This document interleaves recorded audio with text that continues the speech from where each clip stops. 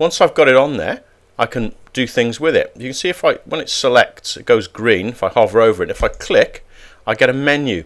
This menu allows me to do things. So one that you're going to use a lot is the move tool. If I click on move, I get a bunch of all these handles around it. Now I'm actually going to zoom with my mouse roll button so you can see this a bit closer. Okay, so I've got things that I can do to this. Now to make this a little bit easier to see, I'm going to go from a front view. Okay, in my front view, if I drag this way, I move left and right. If I drag this way, I move it up and down. And if I grab here, I can rotate it. So if I now flick that back into my 3D view, you can see what I've done with it. And if I click off it, I've lost that control again. Okay, I can obviously go back and I can choose it again, and I can put it back wherever I want to put it. Okay, if I don't want something, let's put that one back sort of square again.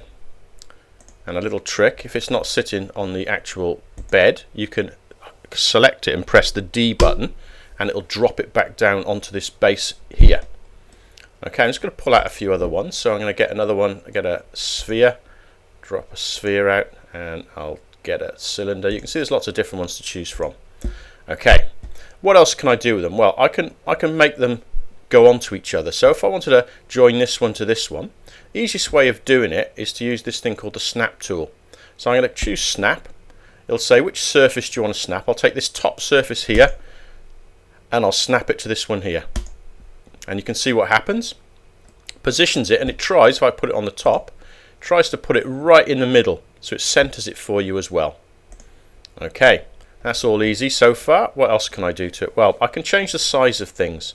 So if I click on this bottom one here now, and I go to Smart Scale, I can basically grab the whole thing by one of the handles, like here, and I can squish it all this way, or I can expand it all, or I can move it, and you can see how it all stays in proportion. I can make all sorts of weird and wonderful shapes with it.